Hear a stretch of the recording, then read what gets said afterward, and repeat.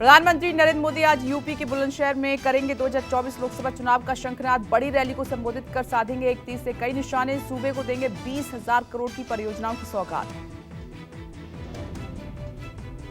PM Modi Meerut के major Dhyanchand university का शिलान्यास करेंगे। कल्याण सिंह राजकीय मेडिकल कॉलेज और अलीगढ़ कन्नौज हाईवे के लोकार्पण। रेलवे सहित दूसरी कई परियोजनाओं का तोहफा भी देंगे।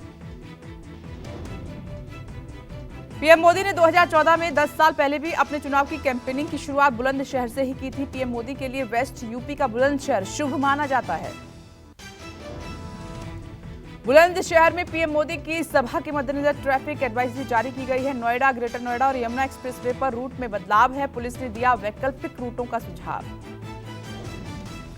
पीएम मोदी आज राष्ट्रीय मतदाता दिवस पर पहली बार वोट डालने वाले युवा मतदाताओं को वर्चुअली करेंगे संबोधित। बीजेपी अध्यक्ष जेपी नड्डा पार्टी मुख्यालय से कार्यक्रम में जुड़ेंगे। गणतंत्र दिवस के मुख्य अतिथि फ्रांस के राष्ट्रपति एमेन्युअल मैक्रों आज पहुंचेंगे जयपुर। शाम 5 बजे पीएम मोदी करेंगे अगवानी। जयपुर के जंतर मंतर पर रोड शो भी। राहुल गांधी की भारत जोड़ो न्याय यात्रा आज 12वें दिन पश्चिम बंगाल में करेगी प्रवेश। टीएमसी के यात्रा में शामिल न होने की अटकलें।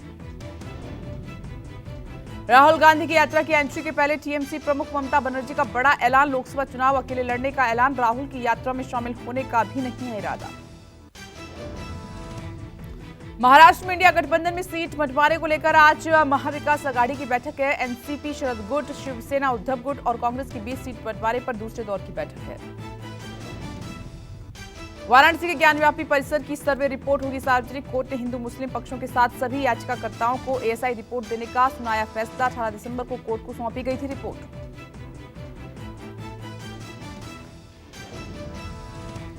मुंबई की पूर्व मेयर और यूबीटी नेता किशोरी पेडनेकर की आज ईडी के सामने पेशी है। कोविड बॉडी बैग खरीद में कथित घोटाले और मनी लॉन्ड्रिंग मामले में पूछताछ है। गणतंत्र दिवस समारोह को लेकर आज रात से सील हो जाएंगी राजधानी दिल्ली की सीमाएं। आसमान से जमीन तक सुरक्षा के कड़े बंदोबस्त। यमुना में भी की जा रही है पेट्रोलिंग। यूपी में आज हजरत अली की जयंती के मौके पर नर्सरी से 12वीं तक के सभी स्कूल बंद। योगी सरकार का फैसला सभी सरकारी और निजी स्कूलों पर लागू। आज साल 2024 की पहली पूर्णिमा है। पौष महीने की आखिरी तारीख को पड़ने वाली पूर्णिमा का विशेष धार्मिक महत्व है। गंगा, यमुना और संगम सहित तमाम नदियों के घाटों पर उमड़े श्रद्धालु। बंगाल में इंडिया गठबंधन को बड़ा झटका। ममता बनर्जी ने लोकसभा चुनाव अकेले लड़ने का किया ऐलान। बोली, कांग्रेस से नहीं हुई कोई बातचीत। कांग्रेस ने मेरा नहीं माना प्रस्ताव। टीएमसी प्रमुख ममता की दो टूक पर कांग्रेस ने दी सफाई। पार्टी महासचिव जयराम रमेश ने कहा कि ममता के बिना गठबंधन संभव नहीं है। इंडिया गठबंधन की अहम स्तंभ है। टीएमसी निकल जाएगा रास्ता। पंजाब में आम आदमी पार्टी 13 सीटों पर अकेले लोकसभा चुनाव लड़ेगी। सूत्रों के हवाले से खबर है, आम आदमी पार्टी 13 लोकसभा सीटों के लिए उम्मीदवारों के लिए सर्वे करवा रही है।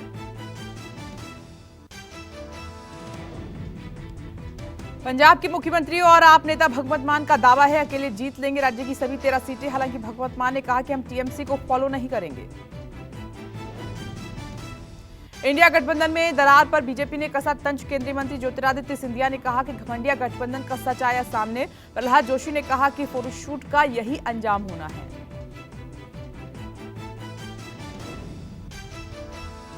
बीजेपी आगामी आम चुनाव को लेकर 150 प्रत्याशियों की पहली लिस्ट 30 जनवरी तक जारी कर सकती है। 27 से 28 जनवरी को बीजेपी केंद्रीय चुनाव समिति की बैठक है।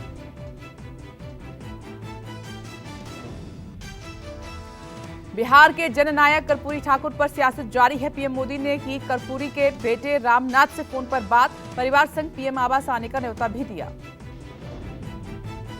कर्पूरी ठाकुर को भारत रत्न देने पर नीतीश कुमार ने पीएम को धन्यवाद भी किया। कर्पूरी जन्म शताब्दी समारोह में परिवारवाद पर साधा निशाना। कहा कि कर्पूरी जी ने कभी परिवार को आगे नहीं बढ़ाया। कर्पूरी ठाकुर पर केंद्रीय गृह मंत्री अमित शाह ने डाक टिकट जारी किया है। सांस्कृतिक मंत्रालय ने स्मारक सिक्का भी कर्पूरी ठाकुर पर जारी किया। कर्पूरी ठाकुर की 100वीं जयंती समारोह को लेकर पटना में दिखी सियासी तनातनी। सभा की इजाजत न देने पर बीजेपी ने सड़क पर किया कार्यक्रम। घंटों लगा सड़क पर जाम। देश के 75वें गणतंत्र दिवस की पूर्व संध्या पर आज राष्ट्रपति द्रौपदी मुर्मू करेंगी राष्ट्र को संबोधित। राष्ट्रपति का संबोधन दूरदर्शन और आकाशवाणी पर शाम 7 बजे होगा प्रसारित।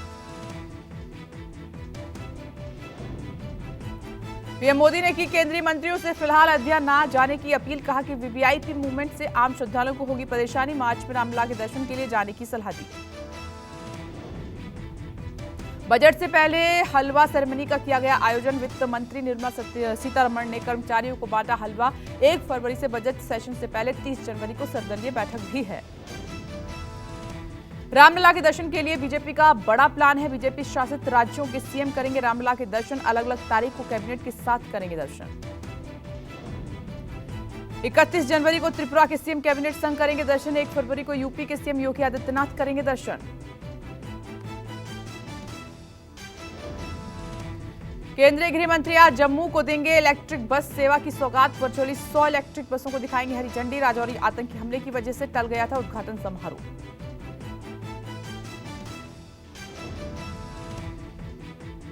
केंद्रीय गृह एवं सहकारिता मंत्री अमित शाह गणतंत्र दिवस समारोह के विशेष अतिथि। वाइब्रेंट विलेज के सरपंचों के साथ करेंगे संवाद। दिल्ली के अश्वनी बीएसएफ अधिकारी संस्थान में शाम 4 बजे है कार्यक्रम।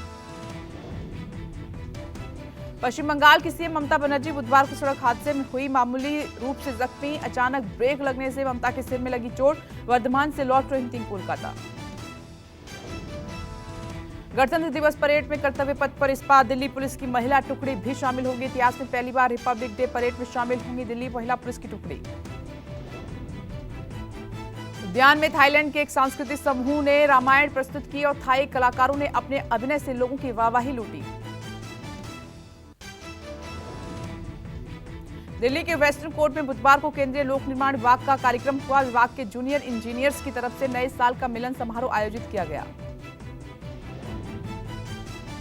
महानिदेशक राजेश कुमार ने पीएम मोदी के ड्रीम 2047 को पूरा करने में विभाग के योगदान की जानकारी दी। महानिदेशक ने सेंट्रल विस्टा सहित कई प्रोजेक्ट्स का विशेष तौर पर जिक्र किया।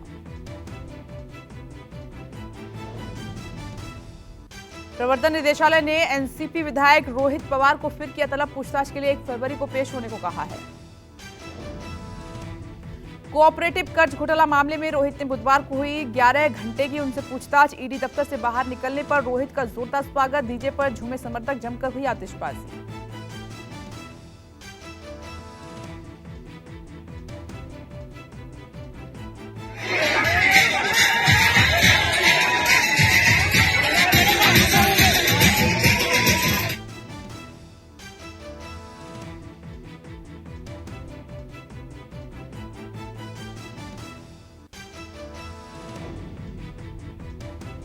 ईडी की पूछताछ पर बोले रोहित पवार, जो भी जानकारी और दस्तावेज मांगे गए थे वो सब मैंने दे दिए हैं। कहा कि दिल्ली के सामने नहीं झुकने दूंगा महाराष्ट्र का सम्मान।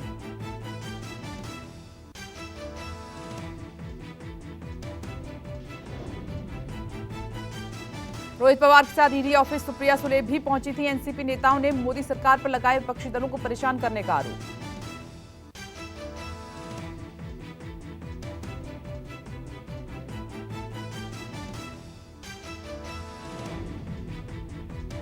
सुप्रिया सुले ने कहा कि हम लड़ेंगे। पार्लियामेंट का ऑफिशियल डेटा कहता है कि ईडी, सीबीआई, आईटी के 95% केस विरोधी पक्ष के नेताओं पर हो रहे हैं। सुप्रिया सुले ने कहा कि रोहित पवार लोगों का काम कर रहे हैं। रोहित पवार युवाओं को लेकर लड़ रहे हैं। हम सत्य के मार्ग से लड़ेंगे।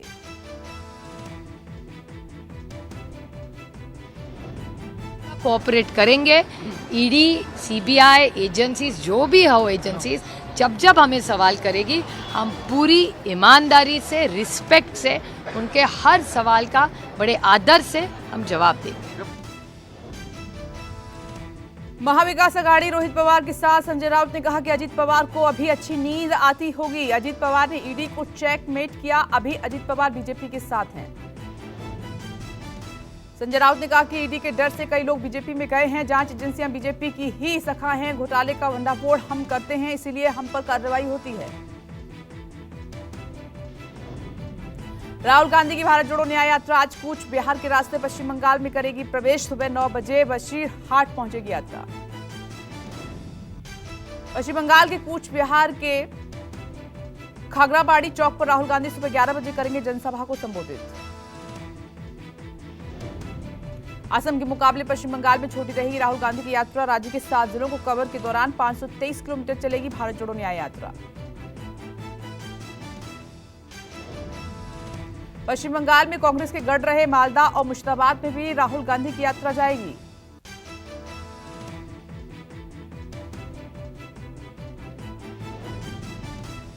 असम के मुख्यमंत्री हिमंता बिस्वा शर्मा ने राहुल की गिरफ्तारी पर दिया बड़ा बयान। कहा कि लोकसभा चुनाव के बाद करेंगे अरेस्ट, अभी गिरफ्तार करने पर लगेगा राजनीतिक बदले के तहत कार्रवाई का आरोप। असम में भारत जोड़ो न्याय यात्रा पर दर्ज एफआईआर को लेकर सियासी बवाल जारी। राहुल गांधी ने कहा कि 50 केस दर्ज कर लीजिए, फिर भी नहीं डरूंगा। मैं बीजेपी से नहीं डरता, मैं आरएसएस से नहीं डरता। मुझे कोई फर्क नहीं पड़ता। जितने केस डाले 24 लगाए, 25 लगाए, 25 और लगा दो। लो। राहुल गांधी ने असम सीएम हिमंता को बताया था देश का सबसे भ्रष्ट सीएम। कहा कि हिमंता बिस्वा शर्मा का कंट्रोल अमित शाह के पास है।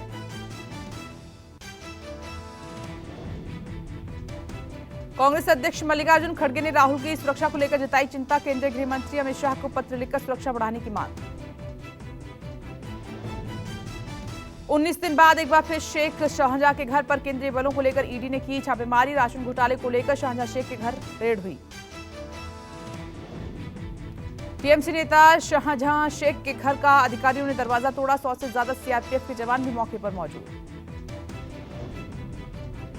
ईडी के कार्रवाई के दौरान स्थानीय पुलिस और 2 गवाह भी मौजूद रहे। पूरे इलाके को छापने में बदला गया। जवानों ने फ्लैग मार्च किया। ईडी की टीम टीएमसी नेता के आवास में दाखिल होने की कोशिश कर रही थी तो स्थानीय लोगों ने ईडी के अधिकारियों पर अटैक कर दिया था, जिसमें 3 अधिकारी घायल हो गए थे। मराठा आरक्षण को लेकर मुंबई कूच करने वाले मनोज जरांगे पाटिल का मार्च आज पहुंचेगा नवी मुंबई। मराठा आरक्षण और मराठा समुदाय को कुणबी जाति प्रमाण पत्र देने की मांग को लेकर जरांगे ने किया है मुंबई कूच। 26 जनवरी को मुंबई में आंदोलन की तैयारी। जरांगे के साथ आ रहे जनसैलाब को देखते हुए नवी मुंबई का एपीएमसी मार्केट आज से 2 दिन के लिए बंद।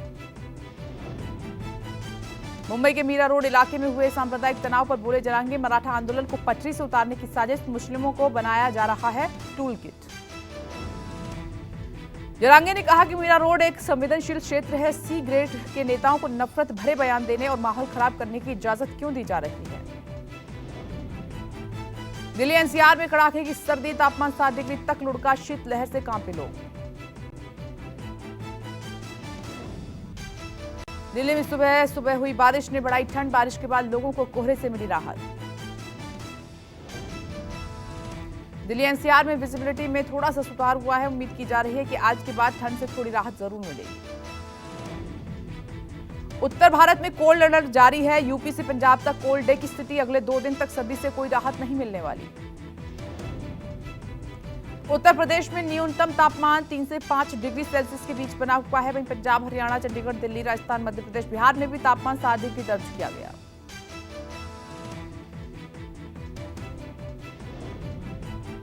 मौसम विभाग ने 27 जनवरी को पश्चिमी विक्षोभ आने की संभावना जताई है, जिसके बाद ठंड बढ़ेगी। मौसम विभाग के मुताबिक पहले 3 दिन तक पहाड़ों पर असर पड़ेगा। 26 जनवरी को दिल्ली में गंभीर शीतलहर चलने की चेतावनी है। हालांकि बारिश की संभावना से मौसम विभाग ने इनकार किया है।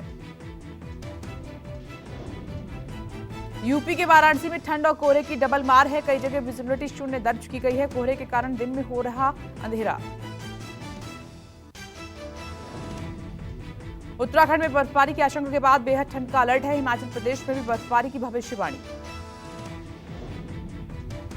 ओडिशा, दक्षिणी छत्तीसगढ़ और पूर्वी विदर्भ के कुछ हिस्सों में हल्की मध्यम बारिश संभव है। मौसम विभाग के मुताबिक ठंड से फिलहाल कोई राहत नहीं मिलने वाली। हरियाणा में कोल्ड डे के अलर्ट के बाद एक्शन में प्रशासन। हरियाणा में 5वीं तक के स्कूलों में छुट्टियां की गई हैं। हरियाणा में 5वीं तक के स्कूल 27 जनवरी तक बंद रहेंगे। ठंड के मद्देनजर स्कूलों में छुट्टियां बढ़ाई गई।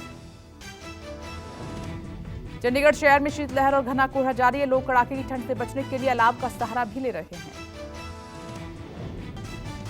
वडोदरा नाव पलटने की घटना में पुलिस का एक्शन। पुलिस कोटिया प्रोजेक्ट्स के ठेकेदार और मुख्य आरोपियों में से एक विनीत कोटिया को गिरफ्तार किया गया है। पिछले हफ्ते पिकनिक पर गए 12 बच्चे समेत 14 लोगों की हरणी झील में नाव पलटने से मौत हो गई थी। जिस बोट पर बच्चों को ले जाया गया उसमें लाइफ जैकेट तक नहीं थे। मालदीव के राष्ट्रपति मोहम्मद मोइज्जू के भारत विरोधी रुख का विरोध तेज। मालदीव की दो विपक्षी दलों ने भारत के समर्थन में खोला मोर्चा क्योंकि भारत सबसे पुराना और भरोसेमंद दोस्त है। अमेरिकी राष्ट्रपति चुनाव की उम्मीदवारी की दौड़ में शामिल भारतीय मूल की निक्की हेली पर फिर भारी पड़े ट्रंप। आयोवा कॉक्स के बाद न्यू हैम्पशायर चुनाव में हारी निक्की, कहा कि अभी खत्म नहीं हुई है रेस। दुनिया के सबसे रईस शख्स एलन मस्क ने यूएनएससी को लेकर बड़ा बयान दिया है। कहा कि भारत के बिना यूएनएससी बकवास। मस्क ने दुनिया के ताकतवर देशों को आड़े हाथ लिया। हूती विद्रोहियों ने यमन में काम कर रहे अमेरिकी और ब्रिटिश नागरिकों को 30 दिनों में देश छोड़ने का दिया अल्टीमेटम। लाल सागर में अमेरिकी ब्रिटिश हमलों से बौखलाया है हूती। कनाडा की कोर्ट ने ट्रूडो सरकार को इमरजेंसी लगाने पर लगाई फटकार। फरवरी 2022 में ट्रूडो सरकार ने फ्रीडम कॉन्वॉय आंदोलन को खत्म करने के लिए आपातकाल लगाया था। भारत और इंग्लैंड के बीच 5 टेस्टों की सीरीज का आज से पहला टेस्ट मैच हैदराबाद के राजीव गांधी स्टेडियम में सुबह 9:30 बजे शुरू होगा मुकाबला। रोहित शर्मा टीम इंडिया के कप्तान। इंग्लैंड के खिलाफ पहले 2 टेस्ट से विराट कोहली बाहर। कोहली की जगह प्लेइंग 11 में शामिल हो सकते हैं रजत पाटीदार। इंग्लैंड टीम में शामिल पाकिस्तानी मूल के ऑफ स्पिनर शोएब बशीर को मिला वीजा। भारतीय वीजा न मिलने पर यूएई में रुके थे बशीर। अगले हफ्ते टीम से जुड़ सकते हैं बशीर। पूर्व गेंदबाज वेंकटेश प्रसाद ने शोएब बशीर को वीजा न मिलने को बताया इंग्लैंड क्रिकेट बोर्ड की गलती। कहा कि नियमों का पालन न करना और फिर रोना धोना अंग्रेजों की आदत रही है।